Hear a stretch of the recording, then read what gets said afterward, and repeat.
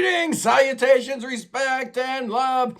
I am Scott, and you are in the Prog Corner, where today, in honor of Pitchfork announcing that they're closing their doors, Condé Nast CEO Anna Wintour telling staff that they were being laid off whilst never taking her sunglasses off. What a loser she is. But anyway, Pitchfork hasn't been worth anything for a while. But there was a time in the 90s and the early aughts when Pitchfork was absolutely a vital part of the music equation. Yeah, they never talked about the nascent prog revival of the 90s. But they did talk about a whole bunch of bands that had a lot of prog in them. Even if most of these bands would never admit it, there were a couple exceptions. The Fiery Furnaces loved Yes. And Then You Will Know Us by the Trail of Dead made no bones about their love for Close to the Edge or Dark Side of the Moon. But I got in my hot little hand 50 alternative indie bands that you need to listen to if you like prog. There's a few I don't have on here. Anna Calvi, Joanna Newsom, Metric, Hum, Blonde Redhead, Alt J, Bombay Bicycle Club, Blood Red Shoes, Granddaddy Spoon, Tune Yards. We Were Promised Jetpacks, Doves, Voxtrot, Symbols Eat Guitars, The War on Drugs, Temples, Don Caballero, Hella, Do Make Say Think, and Crippled Black Phoenix. Just some that came off the top of my head that are not going to be on this list. And if you look at what's going on right now with this weird so-called fourth wave of prog going on in South London with bands like Black Midi and Squid and Black Country New Roads, they're definitely indebted to all those bands that came before. And here we go. At number 50, it's Shoo Shoo. This is Jamie Stewart. Oh man, my tripod just knocked over, whatever. He's a cat from San Diego or San Jose, something like that out there in California. I dig his album, Fabulous Muscles, a bunch. It's noise rock, it's experimental, it's avant pop, whatever. And yeah, dude is from San Jose. Yeah, that third album, Fabulous Muscles, that's the one you need. At number 49, it's Liars, Agnes Andrews Band. He's the sole remaining member left. He's a big fan of OMD and The Cure and The Doors, so he took a lot of that into his music. But man, starting with their third album, Drums Not Dead, in 2006, this band was just going in a weird direction that I hadn't heard many bands go in. Followed in 2007 with their self-titled and 2010 Sister World. All three of those highly recommended for a prog fan. At number 20, 48, yeah, this is the top 50, man. I better get cooking on this. Joanna Newsom's not on the list, but how about Chelsea Wolfe? Yeah, she made the list. Northern California girl, done good. She's got black metal and Scandinavian folk and gothic rock and lo-fi and ambient. She's got so many different influences in what she's doing. I really, really like her third album. Pain is Beauty from 2013. Definitely check it out. At number 47, it's not The Deer Hunter, but rather Deer Hunter from Atlanta, Georgia. This is a band by Bradford Cox and Lockett Pund. They both have a bunch of side projects going on that are real, real cool. Their first album, kind of a little different, but man, they fixed it real good with their second album, 2007's Cryptograms, 2008 Microcastle, and 2010 Halcyon Digest. Just an amazing band. Ambient garage art punk, if you will, but I just dig them a lot. At number 46, Menomina from Portland, Oregon. This is a two-piece, Justin Harris and Danny Seam. I love these guys. Their third album, Friend or Foe, was fantastic, but their fourth album, Minds, from 2010, just amazing. Controlled chaos, swirling melodies, just an absolute endless river of ideas. Yeah, Menomina is just fantastic. At number 45, let's look at another duo. This time we're in the San Francisco Bay Area, and it's the Dodos. And you've got Merrick Long and Logan Krober, and I guess one dude basically plays guitar while the other dude is the drummer. So it's a real minimalistic kind of feel to this. Indie folk, Baroque pop, fantastic. Check out 2008's The Visitor. At number 44, we're going to Omaha, Nebraska. Tim Casher started a little band called Cursive. Yeah, they were super emo, their first couple records. Even their third album, Domestica, had a little emo in them, but man, by their fourth album, The Ugly Organ in 2003, just amazing. Happy Hollow in 2006, real good stuff. Very progressive, a lot of different instrumentation, a lot of cool stuff going on there. Big fan of Cursive and all that stuff on Saddle Creek Records. Really great. At number 43, let's go to Wales and the Joy Formidable. These guys formed in 2007. They're a kind of shoegaze alternative band with female vocals, but man, they bring the power. They bring the epic scope and the epic feel to their songs. Just huge. Their debut album, 2011, is The Big Roar, just amazing. And Wolf's Law from 2013, real good. Ritzy Bryan is the vocalist here. She's got pipes for days, real good. At number 42, let's go to Brooklyn and TV on the radio. Art rock, electronica, just a lot of weird loops and samples and a lot of weird sounds. Just really progressive, thinking way above, a lot of people's pay grade. Their debut album I didn't care for that much, but man, 2006, The Return to Cookie Monster, or Mountain rather. That's a great album. Dear Science in 2008, and Nine Types of Light in 2011. Just great. I love TV on the radio. I was in Kroger the other day and they were playing a TV on the radio song. That was really cool. At number 41, it's Vampire Weekend. Yeah, another one of those New York City art rock groups that came up in the age of all the MP3 websites and, all these bands with weird names, real very memorable names and whatnot. And Vampire Weekend really stuck out. It really stood out, really stuck in my head. And then I listened to their music and I love them. Their first album came out in 2008, Contra in 2010. It's Ezra Koenig, Chris Baio, and Chris Thompson. The fourth member, Rostam Batmanjangi, or however you pronounce his name, he left like 7 years ago in 2016. So he wasn't on their fourth album, but their first three, including Modern Vampires of the City in 2013, just great. At number 40, it's Jane's Addiction. And this is primarily based on side 2 of Rituo de la Habitual with 3 days, and then she did. Side 1 was fun, been caught stealing and that kind of stuff. Really great, but side 2 of that record, their second studio album, their third overall, came out in 1990. Very prog. Perry Farrell, Dave Navarro, Eric Avery, and Stephen Perkins. Fantastic. At number 39, it's Clinic, a band from Liverpool. They were formed in 1993. Their second album, Internal Wrangler, from 2000. I loved it, but it was Walking with Thee in 2002 that really got me going. I really enjoyed it.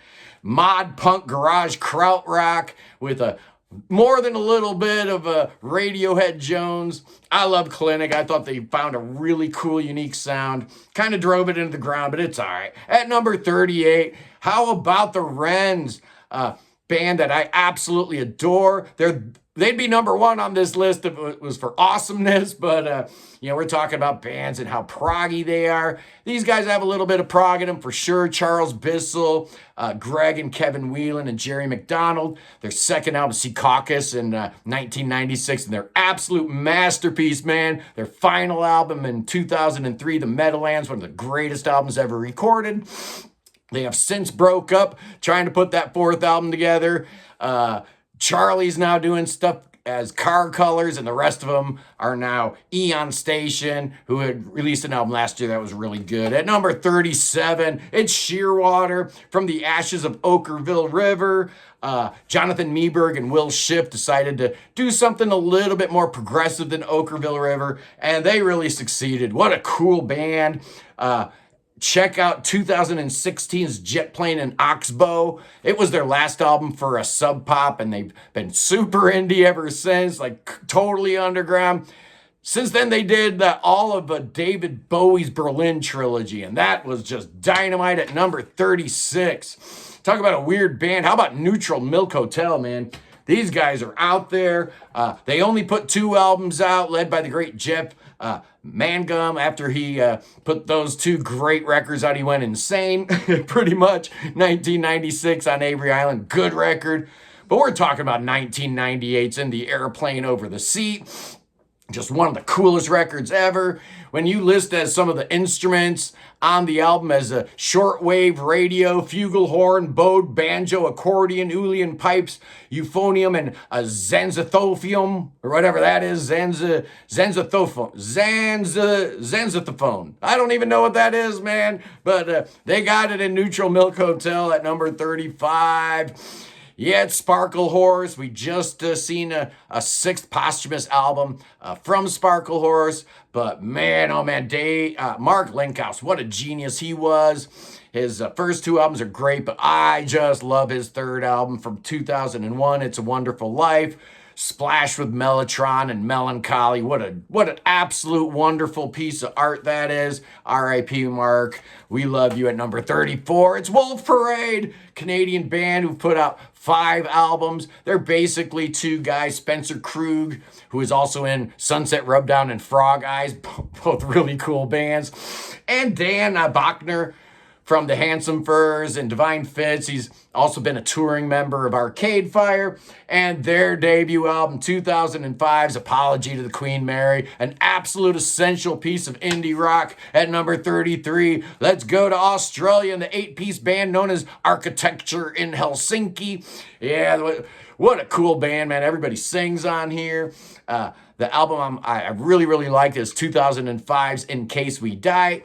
Pitchfork actually called this an amalgamation of the Fiery Furnaces and Animal Collective. But if you like bands with all kinds of ambition, just giddy ambition, I call it, man. French horns and choral chants and multi-part storytelling. That sounds like prog to me. At number 32, let's go north of the border. Let's talk about Broken Social Scene. The band started by Kevin Drew and Brendan Canning.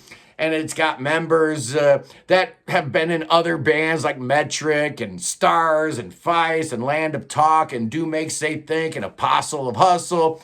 It's just a superstar collaboration, a collective of awesomeness. And they have anywhere between 10 and 19 members of the band when they're playing. It's Baroque pop, but it's grandiose. It's amazing. It's layered. It's melodies buried underneath fuzz tones and reverb. And you got to go digging for buried treasure on these records. I love this band. 2002's You Forgot It in People, and the self-titled from 2005. Absolutely stellar. At number 31, yeah, it's another 2-piece band. This time it's MGMT. The band consists of Andrew Van Wingarden and Ben Goldwasser. Their first album was kind of what you'd expect, like that, dancey indie that the kids were all getting into. Sounded really good and real summery and whatnot. And then they put their second album out, Congratulations, and it's got a prog masterpiece called Siberian Breaks and a song called Brian Eno on it. Check out MGMT. I love them. At number 30, it's The Most Serene Republic. This is a band that several publications have placed their second album, Population, on the greatest prog albums of all time list. Ultimate Classic Rock, I think, is the website I saw it on. Their first album came out in 2005 on Arts and Crafts. It was called The Underwater Cinematographer. Their second album, Population, absolutely perfect, 10 out of 10 record. And I love their third album, produced by Dave Friedman and the ever-expanding universe. Fantastic band at number 29. Let's go to Austin, Texas, a city we're going to be revisiting here a couple of times. And White Denim, what a cool band. Very indie, but kind of dirty and gritty. You're in Texas, but it's like, if the Grateful Dead weren't so long and boring and they actually had shorter and better songs, they'd sound like White Denim. I'm a big fan. They put out 2 albums in 2008. Their first 2 albums were just amazing. Workout Holiday and Explosion, both highly recommended. At number 28, it's a band called Battles. This is a math rock duo consisting of Ian Williams, who was in Don Caballero, and John Stanier, who was in Helmet. They used to have a singer by the name of Toyonde Braxton on the first album. After he left, they actually started using some guest musicians, and they started getting even better. People like, Gary Newman or Kazuma Kino from Blonde Redhead, or Yamatanka I from Boredoms, and John Anderson from a little band called Yes, That's Battles. Check them out, they're really good. At number 27, These New Puritans from Southend-on-Sea in England there. You got the brothers Jack and George Barnett. They're identical twins, and they started out with an album called Beat Pyramid in 2008, which was that real herky-jerky kind of stuff, making you think maybe a little bit like Franz Ferdinand or Arctic Monkeys or something. But man, by the time they got to their second album, Hidden, in 2010, they were like a whole different band, completely progressive. I'd never heard another album that sounded like Hidden. So cool. 2013, Field of Reeds, another progressive masterpiece. Their fourth album, Inside the Rose, is not quite as progressive, but still awesome. At number 26, it's Dirty Projectors, formed in 2002 by David Longstreth.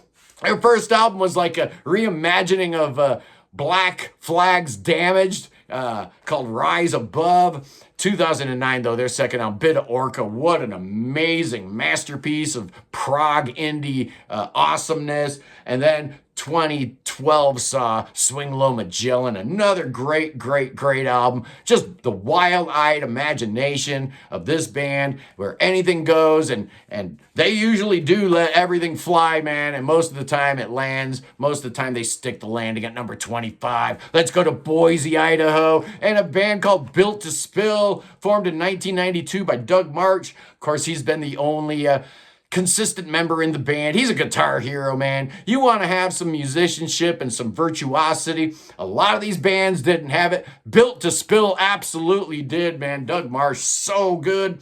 First couple albums are great, but then they got signed, got a major label deal with Warner's, put out Perfect From Now On in 1997, and all the songs are like long and expansive, and I bet the label wasn't too thrilled about that, because the album before that were all like 3-4 minute pop songs. And then Keep It Like a Secret from 1999, just fantastic. At number 24, another band from Canada, it's Arcade Fire. Why are they on the list? Well, if you talk about grandiose concepts and over the top intentions to your music, Arcade Fire, man, that's one of the bands that absolutely should be on this list.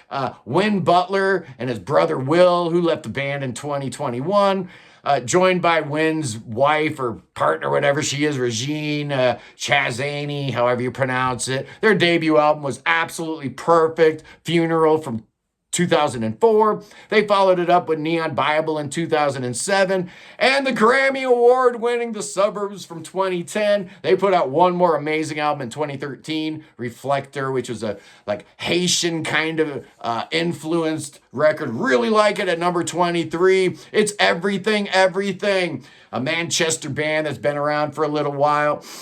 Glitch pop meets electronica, a little bit of R&B, anything goes. It's a cool band that takes a lot of cues from a lot of different places. The lead singer here is Jonathan Higgs. And to me, how much you enjoy this band is probably going to hinge on how much you like his falsetto. If you don't mind that, you're going to love Everything. At number 22, we haven't really covered any post-rock. How about Godspeed You Black Emperor? Absolutely, the Montreal collective. That just does everything right. I absolutely adore them. F Pound, A Pound Infinity from 1997. What a masterpiece that was. But then they followed it up with a double album, Lift Your Skinny Fist Like Antennas to Heaven from 2000.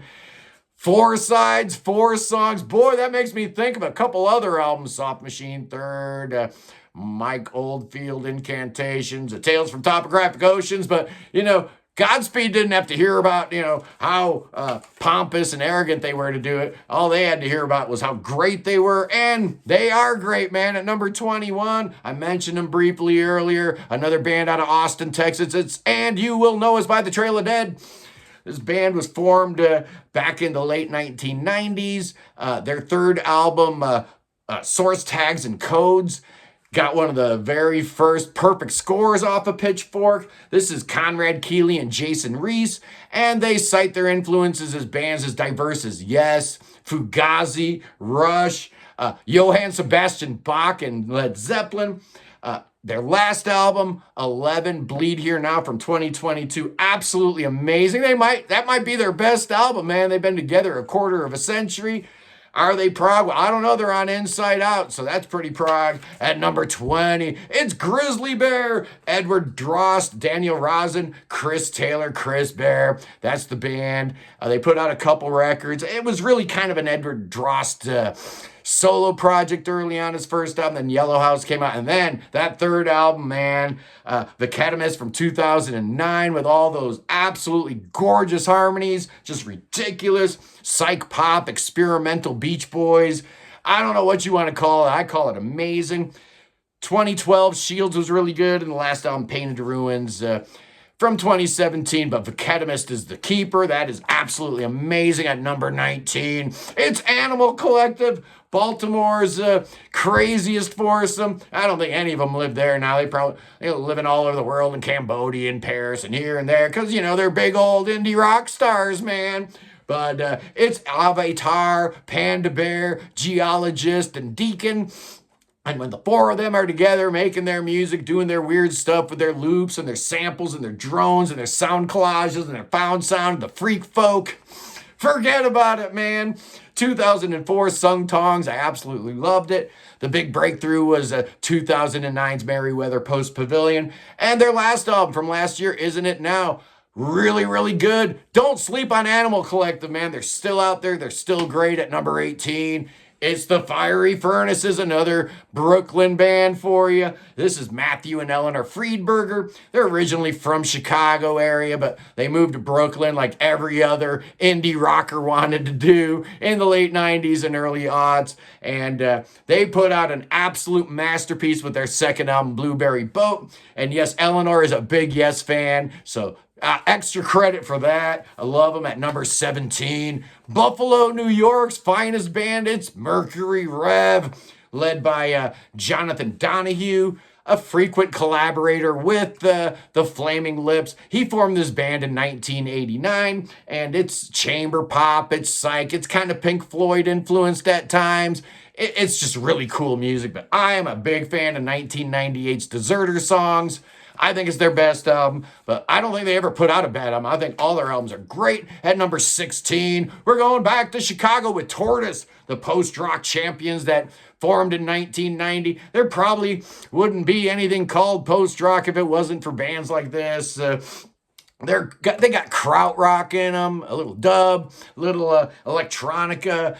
Their early records had a little more jazz to them. But by the time we got to 1996's Millions Now Living Will Never Die and 1998's TNT, they had totally figured it out. The Standards album's really cool too. They've got a total of 7 albums out.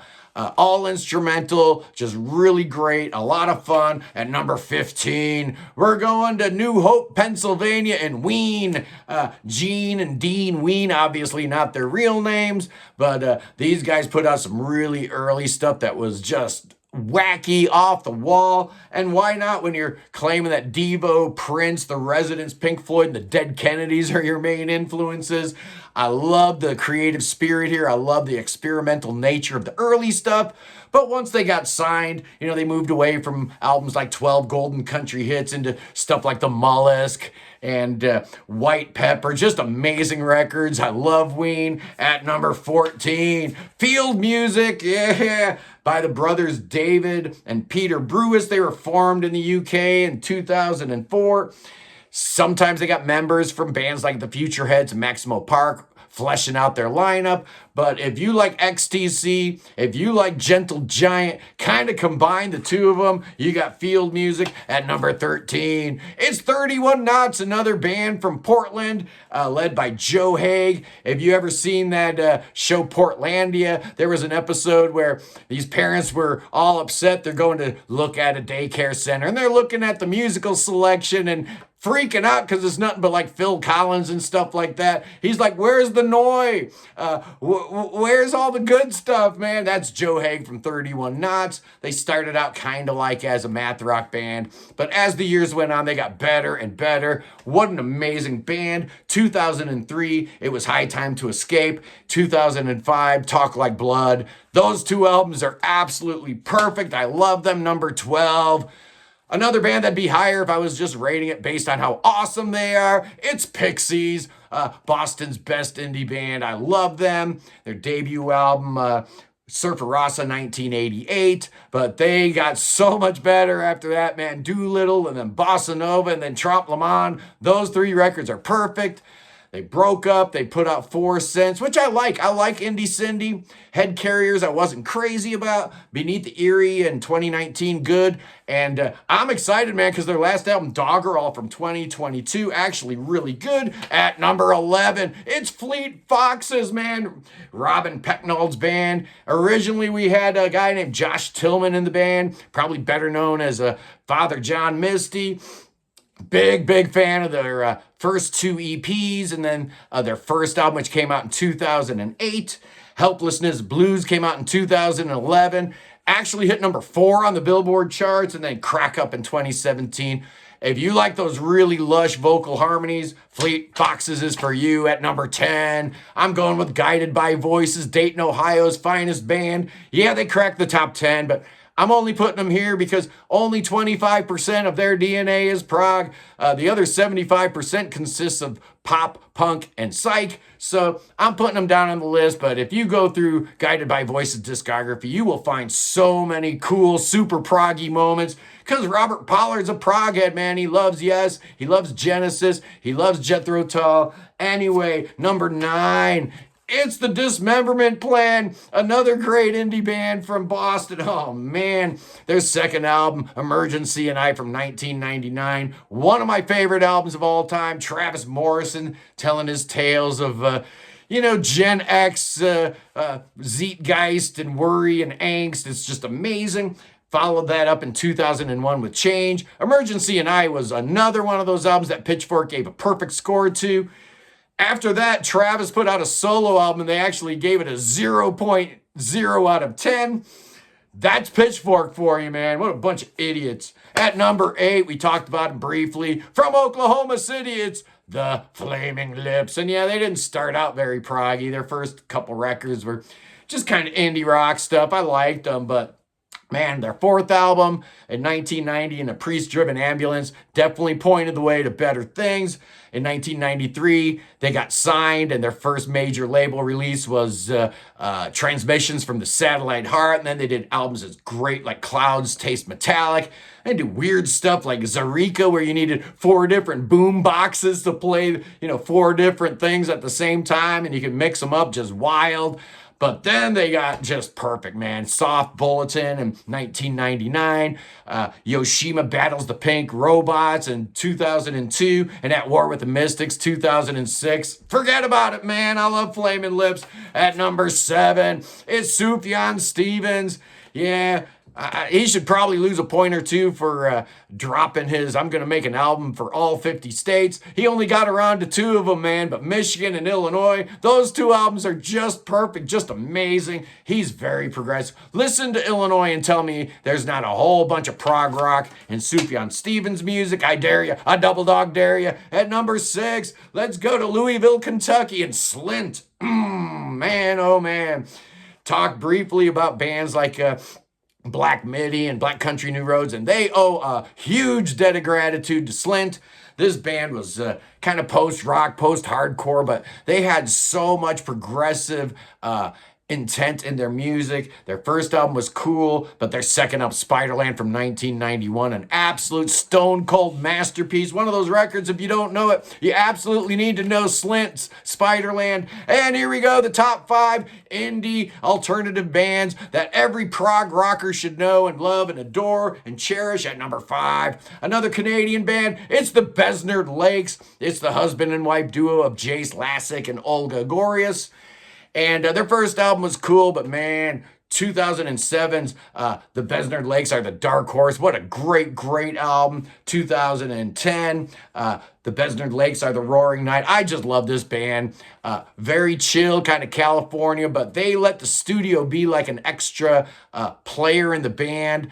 Very atmospheric. I hear some Beach Boys stuff in there, but I hear so much greatness. I love the Besnard Lakes. At number 4, it's Stereolab, the international band that just went crazy with all the bachelor pad music, and it just harkened back to a time, a simpler time, the mid '60s and whatnot. It just is awesome. It's kind of easy listening with a little bit of jazz in there. Tim Gaines, a British guy. Laetitia Sadier is French.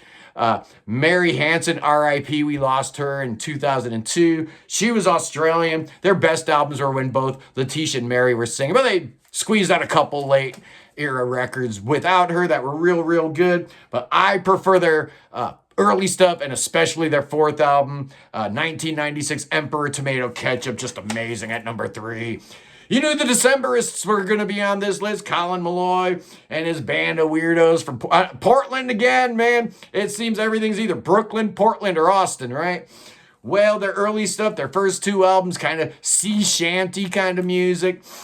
But by their third album, Picarist, in 2005, they were starting to go in a really cool direction that followed on the next year with The Crane Wife, and Hazards of Love from 2009 is their absolute prog rock masterpiece. At number 2, I'm going with the mighty Deerhoof, San Francisco.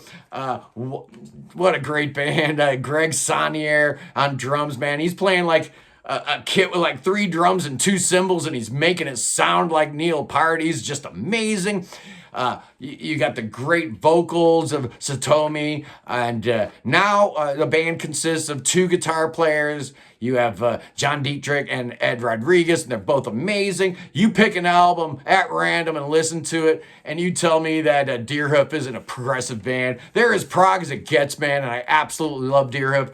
You guys know I do. I always talk about them. I ranked their albums. I reviewed their latest album. But here we go. At number 1, indie alternative bands that prog rockers need to know. I got Radiohead in here, man. And you can argue with, whether or not Radiohead's prog or not prog or whatever, but they're definitely an alternative kind of band, and they definitely are progressive. You listen to albums like OK Computer or Kid A or In Rainbows or King of Limbs, and you tell me there's not a whole bunch of prog rock in their sound. I challenge you, to a duel at noon, at the OK Corral. Anyway, boys and girls, that was my wrap up in honor of Pitchfork calling it a day. The 50 bands every prog rocker needs to know, and I know we went a little long, so I'm just going to do it right here. Peace in the Middle East. Free Tibet and God save the king. Save that sucker. Save King Chucky. Save King Charles III. That son of a gun needs your saving right now. I'll see you punks Sunday. I love you. Sunday Prog stream, man. Don't miss it. Every Sunday at 1 o'clock. Peace.